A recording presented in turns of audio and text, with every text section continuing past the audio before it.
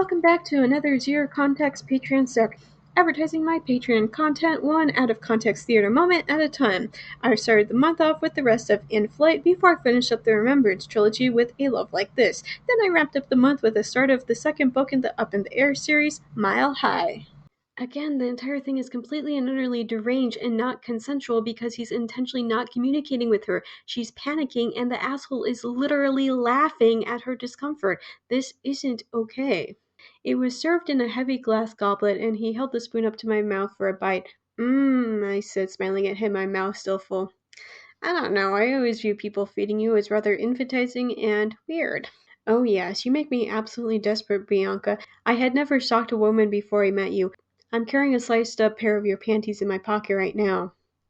Now, we don't have time to pack any of that. I licked a finger as I approached him, then rubbed it hard on the skin of his shoulder. I knew a lot of girls that did spray tans. If his coloring was sprayed on, a little vigorous rubbing would reveal his secret. The lovely golden shade didn't rub off. I don't know how to explain to you that some people do not have the complexion of flour. I stalked up.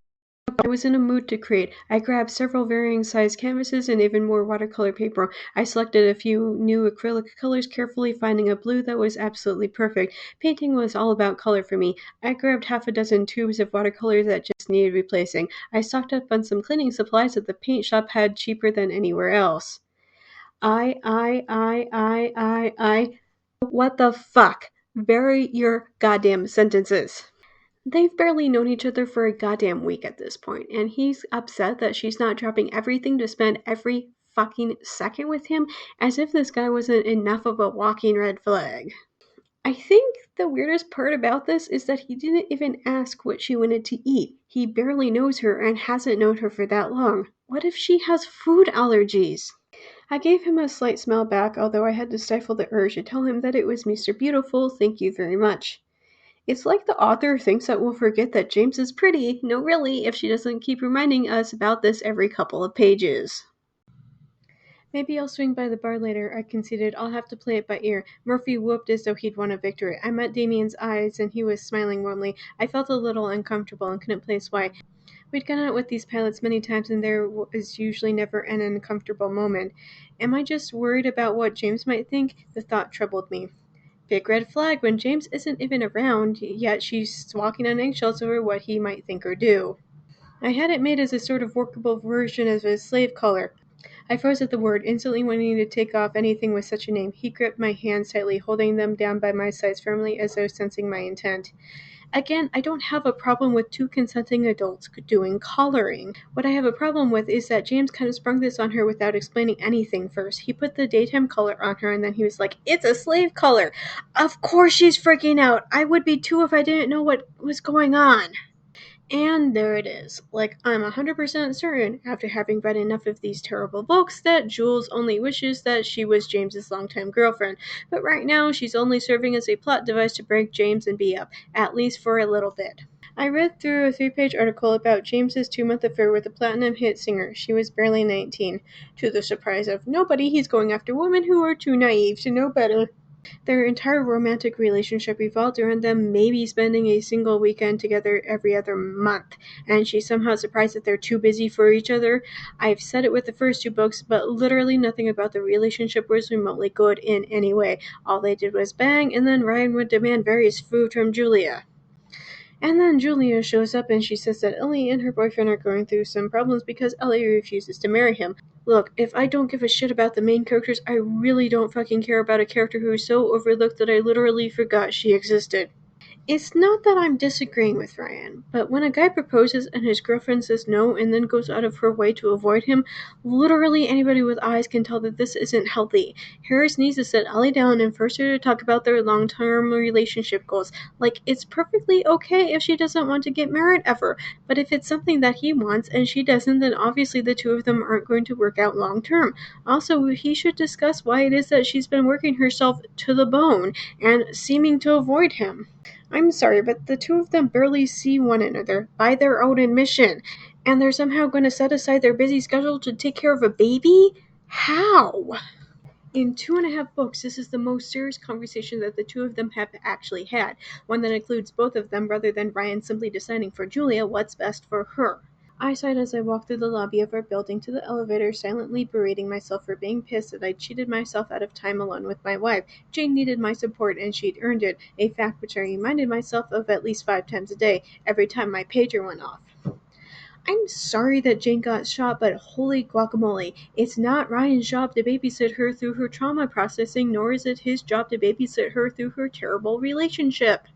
At some point, you need to cut toxic people loose. Ellie is such a non-character, but at this point, I classify her as being toxic and terrible. Julia is trying to look out for her, but Ellie refuses to listen to reason. See also, sorry that you refuse to listen to reason. I tried to help you, but now I have to end our friendship for my own mental health. Maybe give me a call when you decide to stop being a destructive psycho. But tonight, I didn't know who was on the phone. Wow, if only there was some way that you could look at the phone screen and tell who was calling. I don't know, man, sounds kinda sci-fi to me. I couldn't just beg forgiveness when I didn't do anything wrong.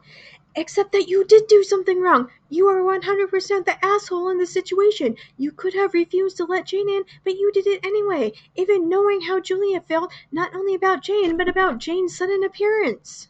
Anyway, they have this huge fight that I'm not even going to pretend like I actually read it. It's as I've been saying, their relationship hinges on their desire to bone one another. Literally, the only reason why Ryan wifed her up is because he's getting kitty and then cake afterwards. They're literally never together, and when they are, the only thing that they do is bang. They don't have shared hobbies or interests or literally anything in common.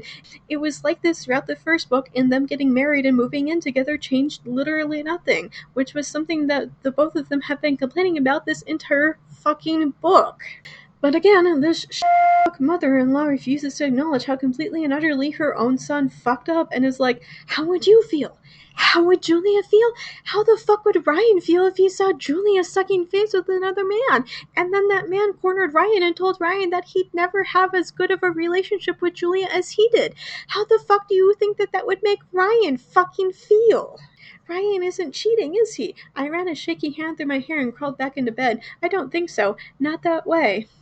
I don't know who needs to hear this, but emotionally cheating is still cheating. He may not be boning Jane, but he was willing to ruin his marriage to Julia because of Jane. Sure, great, just what I needed. People discussing my personal problems behind my back at the hospital. If you don't want to be the source of workplace gossip, maybe don't be a fucking Oscar winner in workplace drama. I couldn't believe how blind I'd been about Jane. I began to see it clearly around Christmas, but before that I had no clue what she was up to. Maybe my guilt just didn't want to see the way she was manipulating me. I still felt bad for her situation, but the episodes at Lincoln Center and in the doctor's lounge were big wake-up calls. I can't even be happy that he finally figured out that she was trying to home wreck. It's beyond an entire day late and a dollar short here. More like 3 months later and $5 billion. I noticed that Stephen had tensed up, and I followed his stare to a man taking pictures of us. I held his arm firmly, continuing to walk. Stephen looked about ready to punch the guy. We're going to have to just learn to ignore that sort of thing, I told him quietly. We can't stop them from taking pictures, and we can't control what they say, so ignoring them is our only recourse. I legit don't know what could possibly be that exciting about some random flight attendant hanging out in Miami. Like, geez, is it Kylie Jenner doing something problematic this week? She was wearing a skin-tight red dress, staring at our group sullenly. I wondered, a little cattily, why she insisted on wearing colors that clashed with her hair.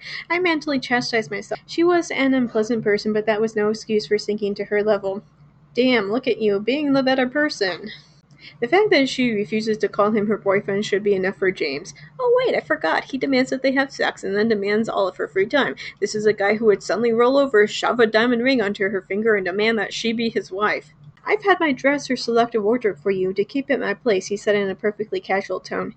That's not fucking weird at all or anything. Also, a friendly reminder that the two of them banged for a week and then were broken up for a month. The fact that James would do something like that after that amount of time isn't romantic, it's creepy as hell. This isn't even so much about the clothes, although it is part of it. It's the fact that he decided 100% without her input that B is going to live with him. It's not even a question or up for debate. She will live with him. She will wear these clothes that he and his personal shopper picked out. She will not question any of his decisions. This isn't romantic. It's goddamn creepy. You can support me on Patreon for $1 a month and read the context for all of these. Plus, supporters also get early access to my regular snark. I'll see you next month, guys.